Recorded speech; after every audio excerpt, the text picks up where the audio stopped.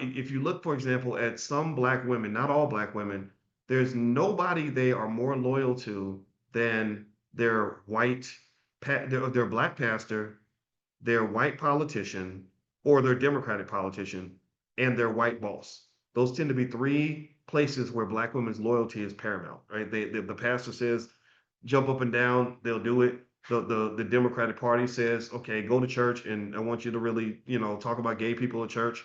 They'll do that, or or whatever, right? Or the white boss says jump, we say how high. And then what ends up happening, and the men too, the men, we have our issues as well, 100%. There's no question about that. But I think that what is interesting to me is that I wonder if there's a way we can have a community where I say, yeah, my white boss is cool. I don't have nothing against him, but I actually want to be the boss. Or maybe a woman says, I want my husband to be the boss, or I want my family to be the boss, right? I think the black family should trump the corporate plantation. I really do. I think the black owned business should trump that. And maybe it takes courage to do that. Maybe we don't believe we're capable of doing that. Or when you talk about politicians, I think that maybe instead of saying, I'm going to do whatever the Democratic Party tells me to do, I say, look, I'm a free American. I'm going to vote for whatever party I want. It ain't none of your damn business who I vote for. And how dare you tell me that if I don't vote for you, you ain't black. That might be a better form of leadership. And I think that there are smart people, logical people who get what I'm saying. Some people won't get it. Some people get emotional. And just so you know, don't waste your emotion on me because I'm not worth it. But I don't understand screaming and hollering. In fact, all the men who are screaming and hollering and getting emotional, I think that you probably got that from your mama. Like I really encourage you to learn how to think like men and think logically and be able to say, okay, what's the solution? What's the battle plan? How are we actually going to win? As opposed to thinking that if I call somebody a name or cut somebody out, that's the same as actually winning. That's not really winning. And then in the third area, I think when it comes to the church, I think that spirituality and faith should be respected. But I would tell the politician, you have no business being in my church.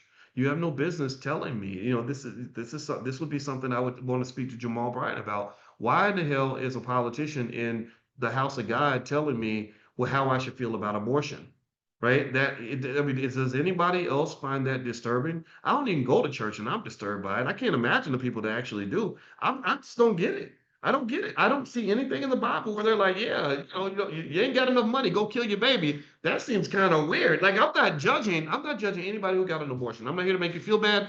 I'm just here to say maybe that shouldn't be talked about in church. Maybe that shouldn't be like the title of the sermon for today, thou shalt abort your baby, right? Whatever, right? Like I just don't get that. And what's interesting to me is that to some extent that Stockholm syndrome is 100% real. We are really controlled by these damn political parties, and to the point where we will be more loyal to the political parties than we are to ourselves. That is a self-esteem issue. There's nothing threatening about somebody just hearing what Stephen A has to say and then saying, man, I don't agree with that. That's wrong. Or what he said about Jasmine Crockett, that ain't true. Right? Like whatever, right? I mean, what is so threatening about that, right? There's nothing threatening about when I look at Jasmine Crockett, I don't really get offended by it. I think I just pay very close attention to the actual substance of what you're doing and what results you're actually getting, right? So it's like football or something, right? If somebody runs up and down the field and they're running in the wrong direction, but they're running a lot and jumping a lot and dancing a lot, and that's not the same as running down the field and scoring a touchdown.